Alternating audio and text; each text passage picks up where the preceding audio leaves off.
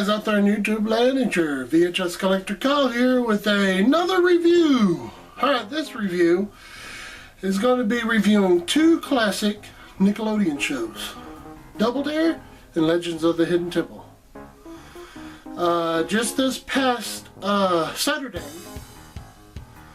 Double Dare was celebrating its 30th anniversary, so they did a special, TV special, and then Legends of the Hidden Temple debuted their TV movie, which they did. With me, those two are two of my favorite shows, both game shows. One was just a regular TV special, one was like a TV movie. Also, you know, back in the day, before having DVR and everything, where you can fast forward through commercials, I mean, back in our days, we didn't have that. So we had to sit through the commercials. Or we had to catch our shows when we knew that they were going to be coming on. You know, we would watch, all of our shows, and in between you'd have the little promos or ads that would say, this December or this January on January 5th, Rocko's Modern Life is going to air a special episode. You know, you would have to either at least see it whenever it was coming on, or yes, we did have VCRs, but a lot of people didn't. So they couldn't always set their VCRs to be able to set up, or either that, or they didn't have any tape to use. So, and we couldn't fast forward through commercials, and we had to sit through commercials, which to me, I enjoy that. Now, I could care nothing about the newer commercials that come out. There are some pretty funny ones, but I remember the old commercials. So, to me, I enjoy finding videos online or people sending me tapes, which I don't really ever get any tapes from people, but if I find any, or somebody sends me some trades that I do, I enjoy getting pretty much the whole show complete with the ads in it. Okay, but enough of that. So on to the first one, the Double Dare reunion special. I'm going to tell you the good, and I'm going to tell you the bad. Alright, with me, this is coming from my thoughts. I'll tell you whatever my friend thought, since he came over this past Saturday. We both watched these shows. The Double Dare reunion, only about 20-something minutes long, without ads, that is. They did a real good job. They had most of the original cast. I'm just saying, Mark Summers was there to host it. Harvey, the announcer, the stage announcer, was there. And the assistant who would help with the physical challenges was there too, Robin Russo. Really neat getting to see these people, come back and do an old taping, or at least a new taping of the show. Yet, I agree with my friend on this. The good was, they brought back the physical challenges, they brought back the answering the questions, the trivia, as well as running through a little bit of the obstacle. Now, I'm not saying it's bad, it's just, here's what they could have done a little bit better. And I understand that they don't have most of their team, the back, what do we want to call it, the people that did the stuff behind the camera on the original show. I know that they don't have the original studio anymore. The Nickelodeon studio is no longer there. They've closed it down because I don't know why. They've shut it off, and they should bring it back. There has been, I think, a petition that's been out there online for quite a while to bring back the Nickelodeon studios, which I think would be really neat if they were to do that, to bring back some of these old classic game shows on Nickelodeon. Me and my friend wished, with the Double Dare special, that they could have done an hour-long episode, or at least special, or do a reunion special where they talk about and show a bunch of classic clips and show like stuff that went on behind the scene and what went through of whenever Mark was on set, you know, talking about the obstacle, talking to the contestants and stuff, which would have been really good. They did that. They did show clips. They did show, you know, him talking to the contestants and stuff, you know, and you got to see a look back of what, you know, Double Dare was back in those days. But you didn't get a lot of the trivia show. You didn't get a lot of the physical challenge stuff. You didn't get a lot of the obstacle. They had the down the hatch, which is the mouth that opens up and you slide down the little thing. They had the ringer, which is whenever you know, and it goes through those little things and you go down a slide. And then they had the hamster wheel where you had to, you know, and the little boxing glove would come down and get the, you know, the flag off. Oh, and I'm sorry. And the nose pick game. They had that one. So there's 4, I'm sorry, not 3. Which, I mean, was cool. I mean, I kind of wish that they could have had all the obstacles there. They also did it a little bit differently this time. Instead of it being, you know, because whenever the main contestants would win, they would have to go through the obstacle course in a certain amount of time. And I think I can't remember how many time it was with it in the original episodes. But in this one, it was, even though that this team won, they went through it, and it was more of them, instead of having to race through and beat the clock before the clock ran out, it was see how long they could do it before, or see if they could run through it in an amount of small time. So if they did it first, then the other team would come in and then they would run it and see if they could beat the other team's time. And that's whatever they did, which was still okay. But like I said, me and my friend kind of wished they could have done maybe one 30-minute show where they kind of talked about, you know, the classics and stuff and how the show went, and then do another kind of special where it pretty much was just an original show, you know, just a brand new Double Dare episode where they did the trivia and they did the physical challenge and then they ran the obstacle, instead of it all being combined into just a short time.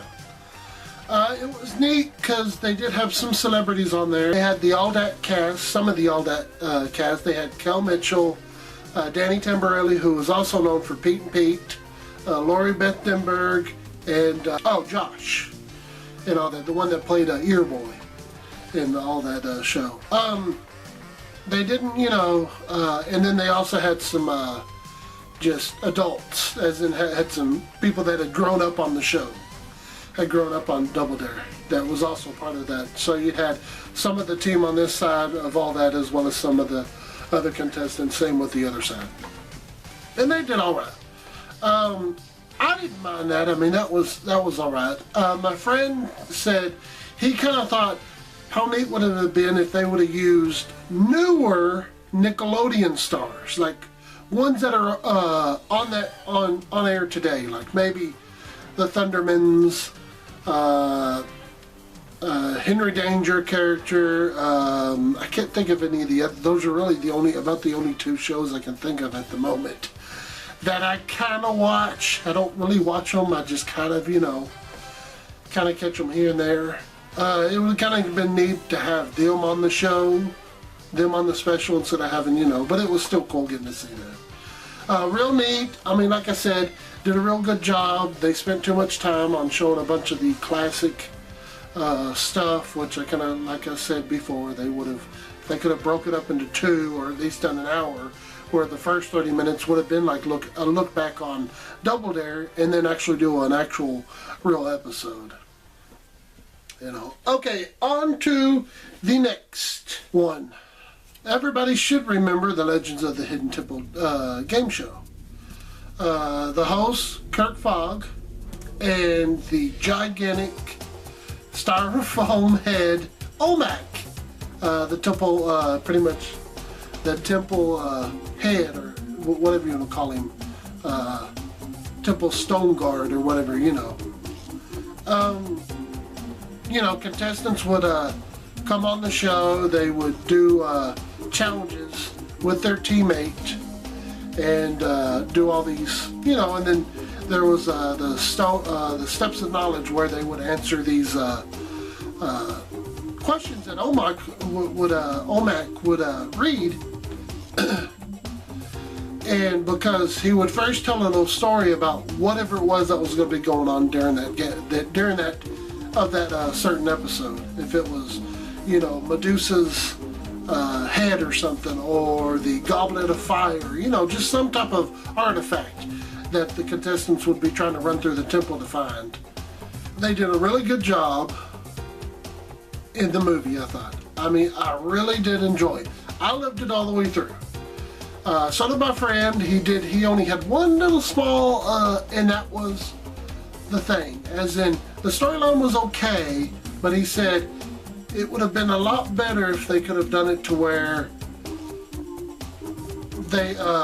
they're looking for a certain artifact in the temple, instead of it just being that, they know about the temple and they know that, that there's a secret, thing that's in there and stuff like that. But it didn't bother me. Alright, one thing is all the references, or if you want to call them Easter eggs, whatever, that were thrown out through the whole movie. They did awesome. I mean, getting to see a red jaguar, a purple parrot, a silver snake, blue iguanas, green monkeys. I mean, really neat way to show off, because that was the team color on the show. Also, then to have Kirk Fogg be in the movie as a tour guide and everything, because pretty much in the movie, it is set like in a theme park. So the Legends of the Hidden Temple is a theme park, and Kirk Fogg is pretty much the host of this one one of the exhibits, which is the temple. And there's only one kid in the show that is like the biggest fan of Hidden, pretty much of the legend of the Hidden Temple. While his brother and sister, they're okay,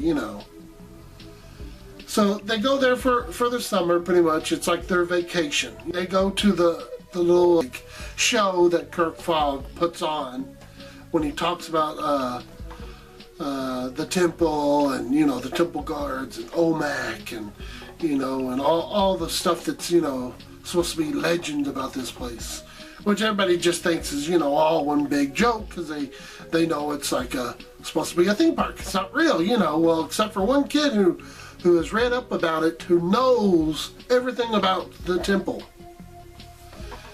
And come to find out that Kirk Fogg knows it's true and tells the kid that the legend is true, that that Olmec is real, that the temple guards are real, that everything in this temple is real, and that people have gone in there but have never come out. Ooh, spooky. The story, like I said, pretty much I already went over that. The kids go out through the whole temple. They're having to go through all of the things that you did, like just in the game show. You had the one quicksand part, pushing, buttons and stuff to find out wherever it was that, would open up the next door. They even had to do the challenge of the silver monkey, where they have to put together that silver monkey. You remember in the game show where kids would have to get all the pieces and set them and try to put it together, and how long did it take them to do that sometimes? I mean, sometimes it would be hard for these kids. So a joke that they threw in, where you know how they did in SpongeBob where they might go 1 hour later or something like that, you know. Well, they did the same thing where they keep trying and putting together, and one of the kids goes, "Are we ever going to be able to get this?" And he goes, 4 hours later, you know, and it's like 3 at night or 3 in the morning, but that was a funny throwback, a real good funny throwback to that. You get the temple guards, which, if you remember in the show, they would have a pendant, which is the pendant of life. If they had half, if they could find the other one, they could give the pendant to the temple guard, and it would leave them alone. They'd be able to. But if the temple guard, if they only had half, they would, you know, the temple guard would grab them and take them away, while their other partner would come in and try to take over wherever that is that they left off. Some of the other Easter eggs, you even had the little timer at the end where whenever you'd be running through the temple, and it had that little timer of 3 minutes, because that's what Olmec tells the kids, you know, you got 3 minutes to be able to get back with the pendant of life. You know, you also find out that Olmec had 2 sons, one evil, one good. He was a regular human. He ends up turning everybody to stone, and when that happens, even though that the kid ends up getting everything restored back to normal, Olmec had to pay a big due, and that was he's going to be stone forever, a big stone head. So he doesn't get to come back as a human. You know, so I thought that was real cool of that story part. You know, the actors I thought did really well. I thought the kids did really well. My friend said that too. I mean, he said they were okay. I mean, it's not like they were too, you know, childish and too over the top. But all those. I mean, even one of the main kid that likes the show. He's wearing a Green Monkey shirt, and at the end, whenever he's running back through, he puts on the helmet, just like the kids did in the actual game show where they had on the helmets. You know, so that was another nod to the show. I mean, there was lots of references to the game show that they did really well. I mean, this is one of the first ever that I've seen that they did really well with a TV movie, or at least a type of movie, referencing either some TV show, game show, or video game. Well, like I said, I really did enjoy it. If y'all try to, I know that Nickelodeon's going to be showing it again, I think tonight. If y'all want to try to, or, I'm sorry, let me rephrase that. Y'all aren't going to be able to see this video until I get it posted, so. But try to look it up on Nickelodeon, the Splat, or any of the Nickelodeon. Hopefully they'll be rerunning again sometime, you know, these next few, or at least this month right now. So hope y'all can catch it. If y'all missed the Double Dare, hopefully they might re-air it some other time too. So, well, guys, that was it. Hope y'all enjoyed it. Hope you liked it. Click that like button. Also, sometimes, you know, go over there and click that subscribe button for me. I need some more subscribers here. Comment down below whatever you thought about the special if you got to see it. Or also, tell me if there's any other ideas you would like to see come out of Nickelodeon that either might be coming out that they might announced, or your own ideas of other shows that you would like to see come back as either TV, movies, or special. Also, check out my Facebook page, my YouTube Facebook page, and my Twitter too. I kind of sometimes will check them ever so often, so if y'all want to become friends, stuff like that, let me know so that I can, you know, friend y'all. Just let me know that you're one of the people that have watched one of my videos or have subscribed to me on YouTube. You know, so. Well, guys, till next time, it's your VHS Collector Kyle saying frogs, bears, chickens, and things, boys and girls, women and men from all over the world. Y'all have a real nice day today. I'll see y'all soon in my next video. Bye!